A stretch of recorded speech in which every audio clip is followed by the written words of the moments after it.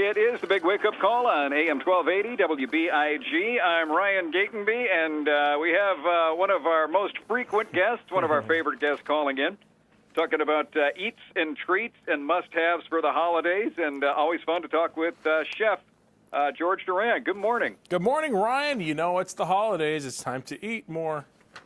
I know, and I have made room for it. I have not eaten for a month, so I can binge on the holidays. That's great. You stretch your stomachs for Thanksgiving, and then you can really enjoy the rest of December. You got to stretch it all out.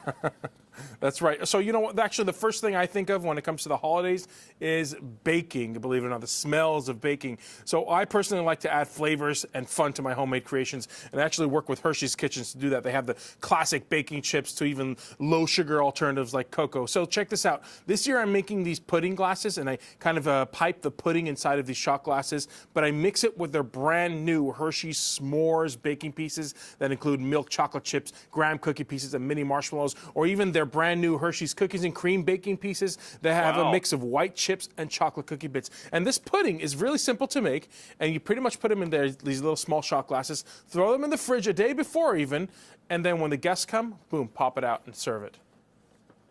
Okay, so do I serve that out? Now, do you want to make the shot glass? Do I pair that pudding with something else in a shot glass? No, that's exactly what you're pairing it with the Hershey's S'mores baking pieces. So you have these little baking pieces that have the s'mores ingredients inside of it, which is the chocolate chips, the graham cookie pieces, and the mini marshmallows. And once you mix it together, that's it. You have different flavors of it. That one or their cookies and cream baking pieces works just fine. Okay, perfect. I love that because the best parties, the best gatherings start when you have dessert first. Yeah, always, of course. But you want to make this in advance, so that's the beauty of it, of starting with this, putting it in the fridge, and then you move on to your comfort foods. And by the way, if you want to put a smile on your guests' faces, I like making my classic baked ziti with meatballs for that. It's a hearty recipe that only has 4 ingredients. It's quick and easy to make and allows you to spend less time in the kitchen and more time with the family and friends. So I personally like to use Armour meatballs because they've done most of the work for you with great tasting, fully cooked meatballs. You can find them in the freezer section of your local grocery store, and they work really great for meatball subs or sliders. And everyone knows that the best sandwiches start with great bread. Whether you pile it high or press it flat, Cobblestone Bread Company sub rolls are ready to contain whatever culinary masterpiece you can whip up. They're big, they're bold, they're baked to be fresh and flavorful with both white and wheat flavors. These guys take sandwich making seriously. So there you have it again. Little sliders. You want to have more of a relaxed kind of food for the holidays, a small little gathering. Make these little meatball sliders, and I'm telling you, people always love comfort food.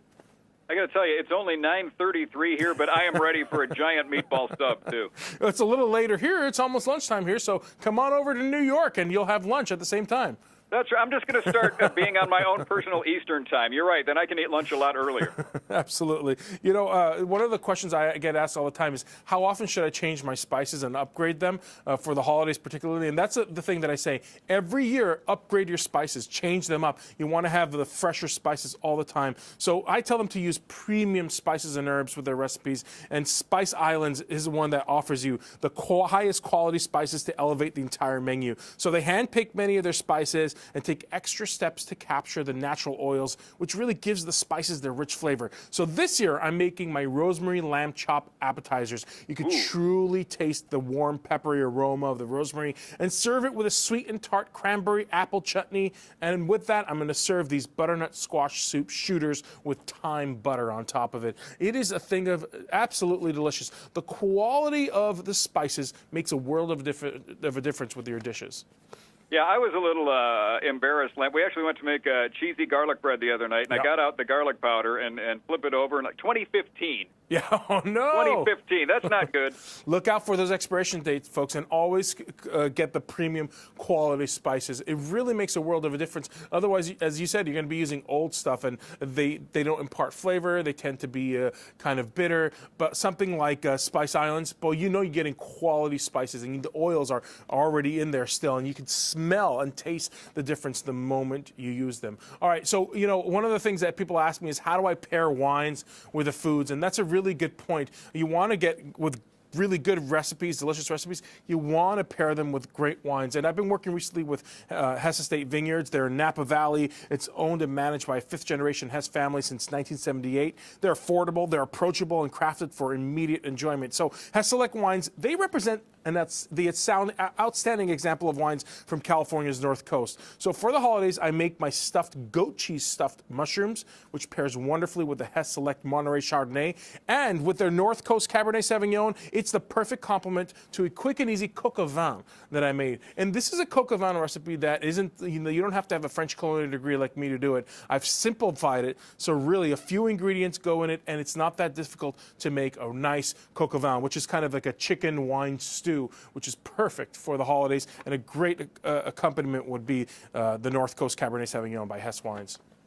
You know, there's a French bistro in in our neighborhood that we go to for that, and just the just looking at it, it seems simple, but maybe it's just the name. It intimidates me. That doesn't seem like something I could do. I mean, hey, you can do it flawlessly, and that's something I couldn't even begin to attempt. Let me tell you, my quick and easy coq au vin is everybody can put this together. If you can make a grilled cheese sandwich, you can make my quick and easy coq au vin. That's how simple it is. It's very simple to make, and also, like you said, it's a warm, hearty meal. It looks like it's complicated, but this particular recipe that I've come up with, it is so simple to make. You got to have the right wine for it. And another question that I get a lot is, hey, what wines do I cook with? And for me, the answer is the same wine that you're going to be drinking with that meal, you can cook with it too. You should cook with it.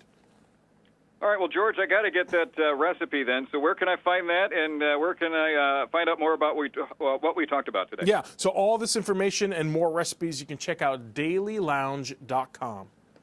Well, George, as always, I appreciate it. Have a wonderful holiday season, and I know we'll talk soon. Ryan, a pleasure to be on WBIG. Thank you. Thank you. And we are back with the movie man calling in. We are talking Last Jet.